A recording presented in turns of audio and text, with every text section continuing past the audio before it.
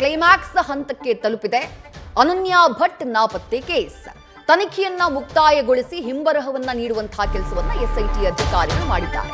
ಅನನ್ಯಾ ಭಟ್ ಅನ್ನುವಂತಹ ಕ್ಯಾರೆಕ್ಟರೇ ಇಲ್ಲ, ಸುಜಾತಾ ಭಟ್ ಕಟ್ಟಿದ್ದು ಸುಳ್ಳು ಕತೆ ಅನ್ನುವುದು ಈಗಾಗಲೇ ಬಹಿರಂಗವಾಗಿತ್ತು. ಖುದ್ದು ಆಕೆಯೇ ಆ ನಂತರದಲ್ಲಿ ಮಾಧ್ಯಮಗಳ ಮುಂದೆಯೇ ಸ್ಟೇಟ್ಮೆಂಟ್ ಅನ್ನ ಕೊಟ್ಟಿದ್ರು. ಆದ್ರೆ ತನಿಖೆಯ ಮೂಲಕ ಅದು ಪ್ರೂವ್ ಆಗ್ಬೇಕಲ್ವಾ, ಯಾಕಂದ್ರೆ ಆಕೆ ಹೋಗಿ ಕಂಪ್ಲೇಂಟ್ ಅನ್ನ ಕೊಟ್ಟಿದ್ದು ಎಸ್ಐಟಿಗೆ. ಹಾಗಾಗಿ ಪೊಲೀಸರು ತನಿಖೆ ಮಾಡಿದ್ದಾರೆ. ತನಿಖೆ ಮಾಡಿದಾಗ ಟಿ ಜಯಂತ್ ಹಾಗೆ ಮಟ್ಟಣ್ಣವರವರ ಒತ್ತಡದಿಂದ ನಾನು ಸುಳ್ಳು ಹೇಳಿದ್ದೆ ಅಂತ ಹೇಳಿ ಎಸ್ಐಟಿ ಮುಂದೆ ಸತ್ಯವನ್ನ ಒಪ್ಪಿಕೊಂಡಿದ್ದಾರೆ ಸುಜಾತಾ ಭಟ್. ಅನನ್ಯಾ ಕಾಣೆ ಆಗಿದ್ದಾಳೆ ಅನ್ನುವಂತಹ ಹೇಳಿಕೆ ಸುಳ್ಳು ಅಂತ ತಪ್ಪೊಪ್ಪಿಗೆಯನ್ನ ನೀಡಿದ್ದಾರೆ. ಸಂಪೂರ್ಣವಾಗಿ ವಿಚಾರಣೆಯನ್ನ ನಡೆಸಿ ಹಿಂಬರಹವನ್ನ ಕೊಟ್ಟಿದ್ದಾರೆ. ಸುಜಾತಾ ದೂರು ವಿಲೇವಾರಿ ಮಾಡಲಾಗಿದೆ ಅಂತ ಹೇಳಿ ಹಿಂಬರಹವನ್ನ ನೀಡಿದ್ದಾರೆ ಎಸ್ಐಟಿ ಅಧಿಕಾರಿಗಳು. ನ್ಯೂಸ್ ಫಸ್ಟ್ಗೆ ಪ್ರಕರಣದ ಎಕ್ಸ್ಕ್ಲೂಸಿವ್ ದಾಖಲೆ ಲಭ್ಯವಾಗಿದೆ. ಅಲ್ಲಿಗೆ ಅನನ್ಯಾ ಭಟ್ ನಾಪತ್ತೆ ಪ್ರಕರಣಕ್ಕೆ ಅಂತ್ಯವನ್ನ ಹಾಡುವಂತಹ ಕೆಲಸವನ್ನ ಎಸ್ಐಟಿ ಮಾಡಿದೆ.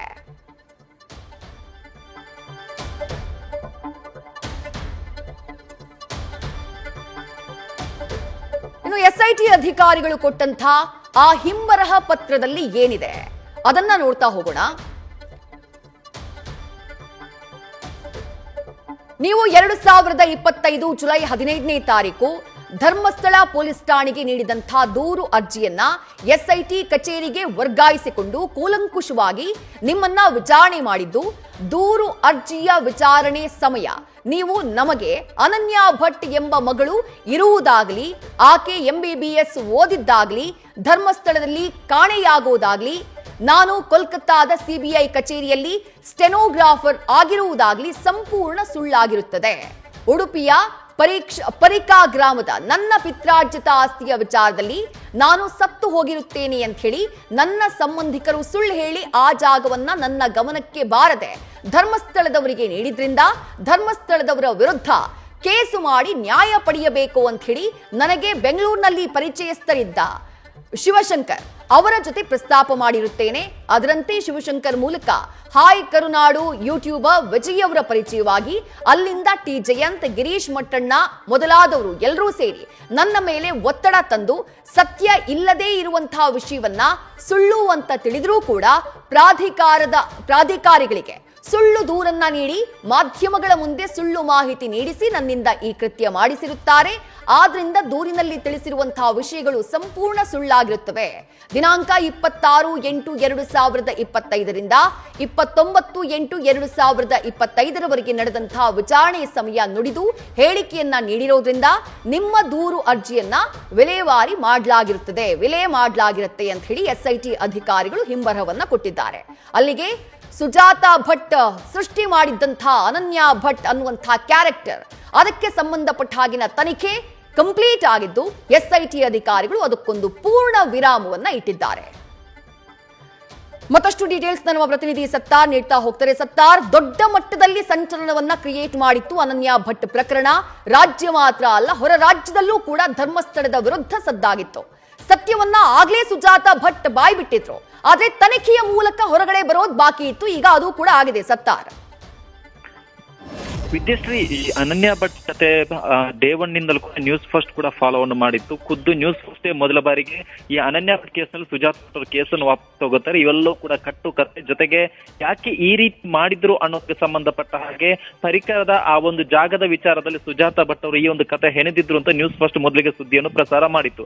ಈ ನ್ಯೂಸ್ ಫಸ್ಟ್ ಪ್ರಸಾರ ಮಾಡಿದಂತಹ ಸುದ್ದಿಗೆ ಇದೀಗ SIT ತನಿಖೆ ಕೂಡ, ಅಂದ್ರೆ ನ್ಯೂಸ್ ಫಸ್ಟ್ ಏನು ಸುದ್ದಿ ಪ್ರಸಾರ ಮಾಡಿತ್ತು ಅದು ಸತ್ಯ ಅನ್ನೋದನ್ನು SIT ತನಿಖೆಯಿಂದಲೂ ಕೂಡ ಹೊರ ಬಂದಿದೆ. ಈಗ ಪ್ರಮುಖ ವಿಚಾರ ಏನಂದ್ರೆ, ಈ ಒಂದು ಪ್ರಕರಣದಲ್ಲಿ ನೋಡ್ತಾ ಹೋದಂತ ಸಂದರ್ಭದಲ್ಲಿ ಸುಜಾತಾ ಭಟ್ ಅವರ ಒಟ್ಟು ಈ ಒಂದು ಕಥೆಯ ಮೂಲ ಎಲ್ಲಿ ಸೃಷ್ಟಿ ಆಯ್ತು ಅನ್ನೋದನ್ನ ನೋಡೋದಾದ್ರೆ, ಸುಜಾತಾ ಭಟ್ ಅವರು 9ನೇ ಕ್ಲಾಸ್ ನಲ್ಲಿರುವಾಗಲೇ ಅವರು ಮನೆಯಿಂದ ಹೊರ ಬಂದಂತ ಸಂದರ್ಭದಲ್ಲಿ ಅವರು ಪ್ರತಿಯೊಂದು ವಿಚಾರಕ್ಕೂ ಬೇರೆಯವ್ರನ್ನ ಡಿಪೆಂಡ್ ಆಗುವಂತಹ ಅನಿವಾರ್ಯ ಪರಿಸ್ಥಿತಿ ಇದೆ. ಯಾಕಂದ್ರೆ ಅವರು ನಮ್ಮ ಕುಟುಂಬಸ್ಥರ ಮನೆಯಿಂದ ಹೊರ ಹಾಕಿರ್ತಾರೆ. ಆ ಒಂದು ಸಂದರ್ಭದಲ್ಲಿ ಬೇರೆಯವ್ರನ್ನ ಡಿಪೆಂಡ್ ಆದಂತಹ ಸುಜಾತಾ ಭಟ್ಗೆ ತನ್ನ ಬದುಕಿಗಿದ್ದಂತಹ ಏಕೈಕ ಭರವಸೆ, ಏಕೈಕ ನಂಬಿಕೆ ಅಂದ್ರೆ ಅದು ಪರಿಕಾದ ಜಾಗ. ಯಾಕಂದ್ರೆ ಸಂಪೂರ್ಣವಾಗಿ ತನಿಖೆ ಮಾಡಿ ಸುಜಾತಾ ಭಟ್ ಹೇಳಿದ್ದು ಸುಳ್ಳು ಅನ್ನೋದನ್ನ ತನಿಖಾಧಿಕಾರಿಗಳು ಸ್ಪಷ್ಟಪಡಿಸಿದ್ದಾರೆ. ನಿಜ, ಬಟ್ ಸುಳ್ಳು ಕಂಪ್ಲೇಂಟ್ ಅನ್ನ ಕೊಟ್ಟಂತಹ, ಸುಳ್ಳನ್ನ ಸೃಷ್ಟಿ ಮಾಡಿದಂತಹ ಸುಜಾತಾ ಭಟ್ ವಿರುದ್ಧ SIT ಕ್ರಮ ತೆಗೆದುಕೊಳ್ಳೋದಿಲ್ವಾ ಅಂತ ಹೇಳಿ ಸತ್ತಾರ್?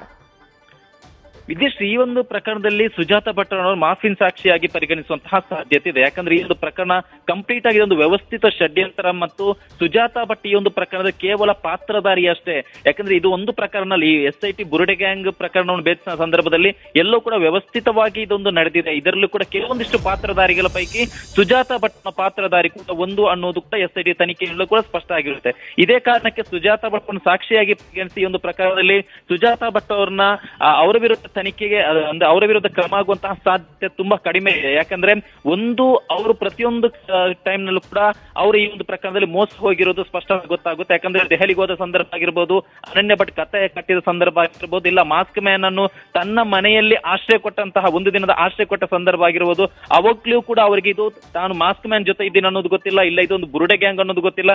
ಪ್ರತಿಯೊಂದು ಹಂತದಲ್ಲೂ ಕೂಡ ಸುಜಾತ ಭಟ್ಗೆ ಯಾಮಾರಿರೋದು ಒಂದು ಸ್ಪಷ್ಟ ಆಗುತ್ತೆ. ಈ ಹಿನ್ನೆಲೆ ಅವರನ್ನ ಸಾಕ್ಷಿಯಾಗಿ ಪರಿಗಣಿಸುವ ಸಾಧ್ಯತೆ ಇದೆ. ಇನ್ನು ಅನನ್ಯ ಭಟ್ ಕೇಸ್ನಲ್ಲೂ ಕೂಡ ಸುಜಾತ ಭಟ್ರಿಂದ ಕತೆ ಹೆಣೆದಂತಹ ಈ ಜಯಂತ್ ಆಗಿರ್ಬೋದು, ಇವರ ಮೇಲೆ ಕ್ರಮ ಆಗುವಂತಹ ಸಾಧ್ಯತೆ ಇದೆ. ಯಾಕಂದ್ರೆ ಸುಜಾತ ಭಟ್ ಪ್ರಕರಣ ನೋಡಿದಂತ ಸಂದರ್ಭದಲ್ಲಿ ಎಲ್ಲೂ ಕೂಡ ಆಕೆಗೆ ಧರ್ಮಸ್ಥಳದ ಮೇಲೆ ಇದು ಮಾಡುವಂತಹ ಇಂಟೆನ್ಷನ್ ಅನ್ನೋದಕ್ಕಿಂತ ತನ್ನ ಜಾಗದ ಮೇಲೆ ಇದ್ದಂತಹ ಒಲವು ಹೆಚ್ಚಿರೋದು ಇಲ್ಲಿಯ ತನಿಖೆಯಲ್ಲಿ ಕೂಡ ಪ್ರೂವ್ ಆಗಿರೋದ್ರಿಂದ ಸುಜಾತ ಭಟ್ ಮೂಲಕ ಕತೆ ಹೆಣೆದಂತಹ ಆ ಕತೆ ಏನು ಸೂತ್ರಧಾರಿಗಳಿಗೆ ಸಂಕಷ್ಟ ಎದುರಾಗುವಂತಹ ಸಾಧ್ಯತೆ ಇದೆ. ವಿದ್ಯಾಶ್ರೀ, ಥ್ಯಾಂಕ್ ಯು ಸತ್ತಾರ್ ತಮ್ಮೆಲ್ಲ ಡೀಟೇಲ್ಸ್ಗೆ.